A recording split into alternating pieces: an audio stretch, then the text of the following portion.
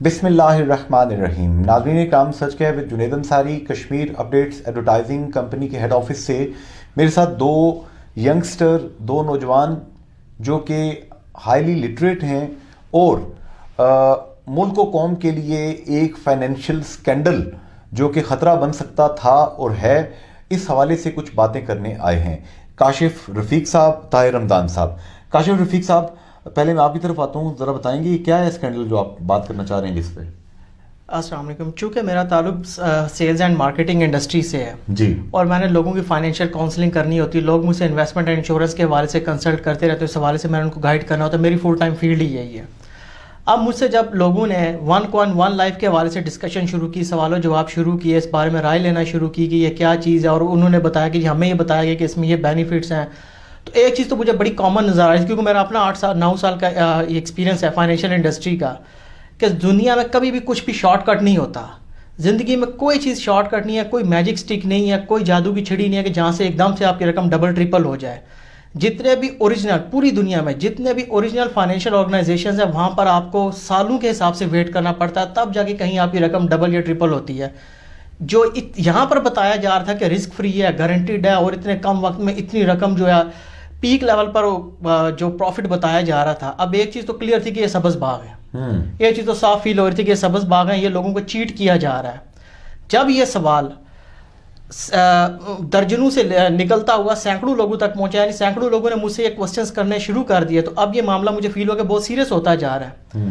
ہم لوگوں نے آپس میں مل بیٹھ کر اس چیز کے اوپر ڈسکشن کی، سر جوڑے کہ یہ ایک دفعہ پھر سے جس طرح آئی ڈی ٹائپ سکینڈل آیا تھا اور ہمارے میرپور شہر کے لوگوں کو لوٹا گیا تھا، تو ایک دفعہ یہ پھر دوبارہ اسی ٹائپ کے پرانے شکاری نئے جال کے ساتھ آ رہے ہیں. یہ کلک اینڈ کلک سکینڈل کی آپ بات کر رہے ہیں جو پہلے؟ ہاں جی، جو پہلے ہوا تھا کلک اینڈ کلک سکینڈل. آپ بھانپ گئے کہ یہ بھی اتری جا رہی ہے بات؟ ایسے یہ پرانے شکاریوں کا نیا جال ہے، نیا جال ہے، جس سے وہ لوگوں کو ایک دفعہ پھر سے چیٹ کر کے شہر کو پھر سے کنگال کرنے کی کوشش کر رہے ہیں، لوگوں کو لوٹنے کی کوشش کر رہے ہیں. اور کافی لوگ پھنس چکے تھے اس میں، لوگ تیزی سے اس طرف اٹریکٹ ہو رہے تھے. میں یہاں سے رمضان صاحب، طاہر رمضان صاحب آپ کی طرف آتا ہوں.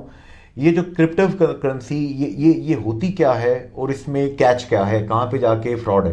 بیسیکلی ایک بٹ کوئن آئی تھی، ٹھیک ہے، وہ بلاک چین ٹیکنالوجی پہ ڈیپینڈنٹ تھی جی. تو یہ بیسیکلی بالکل لیجٹمیٹ چیز تھی، ٹھیک ہے، اس کے کچھ اپلیکیشنز تھیں دنیا میں، اس کا کوئی یوٹیلائزیشن ہے، اچھا، لیکن عام بندے کے لیے کچھ بھی نہیں ہے اس میں، ٹھیک ہے. لیکن اب ہوا یہ کہ وہ جب بٹ کوئن آئی تو وہ 1 پیسے کی ایک کوئن تھی، اور ہم نے دیکھا کہ وہی کوئن $20,000 کی بھی بکی ہے. 1 پیسے سے لے کر $20,000 تک چلی گئی؟ جی بالکل، پاکستان کے اندر 1 پیسے سے لے کے 30 لاکھ روپے تک. مائی گڈنس، ٹھیک ہے، یہ پوری دنیا میں ایکسپٹ ہوئی ہے.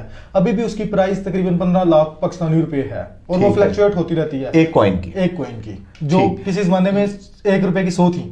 تو اب اس میں آپ نے کہاں پہ دیکھا کہ کرپٹو کرنسی میں لوگوں کو کون لوگ فراڈ کر رہے تھے؟ جب کاشف نے یہ بات کی کہ لوگ پوچھ رہے ہیں، اور پہلے بھی ہمارا شہر روتا رہا ہے اس پہ، ٹھیک ہے، ہمارا شہر میرپور شہر میں لوگ روئے ہیں، جہاں سے میں آئے ہیں پہلے بھی، ہاں، کلک اینڈ کلک کی وجہ سے لوگ لوٹے ہیں. تو پھر ہم نے اس پہ پورا ریسرچ ورک کیا، ایک وائٹ پیپر شائع کیا کہ یہ وہ والا جو اب کسی بھی بندے کو ہم کہیں کہ ایک چیز 1 پیسے کی ہے اور وہ 2 سال بعد 20 لاکھ کی ہو جائے گی، تو لوگ لاکھوں لگانے کو تیار ہو جاتے ہیں. اچھا، ٹھیک ہے. تو اس پہ کام کیا تو ہمیں پتہ چلا یہ والی چیز اٹریکٹ کر رہے ہیں، یہ وہی ڈرامہ چل رہا ہے. یہ کون لوگ تھے؟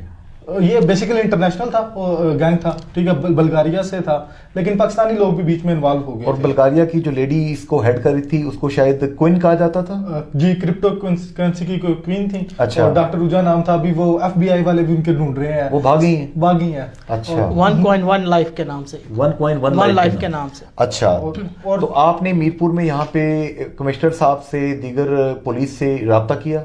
ہاں بالکل. پہلے ہم نے جب پیپر پبلش کیا تو ٹیکنیکل ورڈنگ میں تھا، ٹھیک ہے. تو اب کاشف یا ہم کتنے لوگوں کو بتا سکتے ہیں؟ 1000 لوگوں کو بتا سکتے ہیں، تو امپیکٹ نہیں ہوتا. تو امپیکٹ یہ تھا کہ انتظامیہ سے بات کی جائے. تو اس وقت کے DIG تھے، راشد نعیم ان کا نام تھا. ان سے ہم نے ان کو پریزنٹیشن دی، انہوں نے ہمیں ویلکم کیا، لیکن انہوں نے کہا کہ ہم تو جرم کے بعد پکڑتے ہیں. تو پھر سوال پیدا ہوا کہ کس سے بات کی جائے. ہم نے میڈیا سے بات کی، روزنامہ عدالت نے ہمیں کوریج دی، ٹھیک ہے. اس کے بعد ہم نے کمشنر صاحب سے بات کی، انہوں نے DC صاحب کو ریکمینڈ کیا. DC صاحب تھے انصر یعقوب صاحب تھے، انہوں نے ویلکم کیا ہمیں.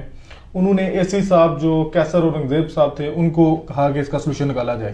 ہم ان کے پاس بھی جاتے رہے, انہوں نے ہمیں ویلکم کیا, تو انہوں نے کہا آپ ایک ایسی پرابلم لے آئے ہیں جو پہلے ایگزسٹ نہیں تھی کرتی, تو سلوشن بھی آپ ہی لے گئے. اور کمپیوٹر کی دنیا سے تعلق ہے جی, آپ ظاہر ہے کہ پروفیشنل ہیں. جی, پھر سلوشن یہ تھا کہ ہم میڈیا کے پاس جا رہے تھے تو وہ انہیں سمجھ نہیں آ رہی تھی, لیکن جب ہم انتظامیہ کی سپورٹ لے سکے تو انتظامیہ نے جب پریس ریلیز کی تو ڈیفینیٹلی ایک بہت بڑا امپیکٹ ہے. اور میں بڑی خوشی اور فخر سے کہہ سکتا ہوں کہ میرا ریجن, ہمارا ریجن میرپور, کوٹلی, بیمبر, جہلم بالکل سیف ہو گیا. کاشف, آخری بات آپ کیا کہیں گے وہ لوگ, وہ بچے جو کہ ایزی منی کے چکر میں رہتے ہیں, شارٹ کٹ کے چکر میں رہتے ہیں؟ آپ نے ابتدائیہ بہت خوبصورت دیا کہ کوئی میجک اسٹک نہیں ہے, کوئی ایسی چیز نہیں ہے کہ اسے چھوئیں اور سونے کی بن جائے, تو بچوں کو آپ کیا کہیں گے؟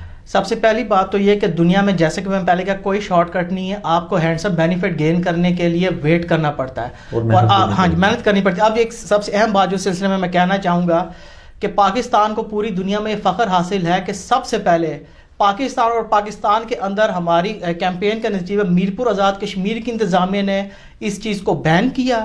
اس کے بعد پھر باقی دنیا سیکنڈ پر انڈیا میں, پھر اس کے بعد اگین پاکستان گورنمنٹ نے اس مین کو ایشو لیا, اس ایشو کو مین سیریسلی لیتے ہوئے اس چیز کو پراپرلی بین کیا.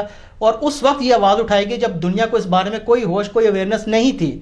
تو جس وقت FATF کے اندر جب یہ ایشو گیا ہوا پاکستان کا, تو ان کو چاہیے کہ وہاں پر اس چیز کو یہ پریزنٹ کریں کہ ہم نے اس طرح کی آرگنائز کرپشن کو روکا بالکل. اور یہ بلیک منی اس کے ذریعے ہو سکتی تھی, منی لانڈرنگ, ٹیرر فائنینسنگ ہو سکتی تھی, ہر چیز ہو رہی تھی. تو طاہر صاحب آپ خوش ہیں کہ آپ نے ایک بڑا کام آپ دونوں کی ٹیم نے کر دکھایا؟ بالکل, اور ہم یہ بھی خوش ہیں کہ آپ نے پہلے بھی ہمیں اپریشیٹ کیا تھا, آپ نے پہلے بھی, ہم نے آپ کے ساتھ ہیں. ناظرین, میری گزارش ہے آپ سے, میں ان دونوں صاحبان کے, دونوں ینگسٹر کے, یہ ہمارے ینگ لیڈز ہیں, ان کے نمبرز بھی اپنے پروگرام کے ساتھ دے رہا ہوں.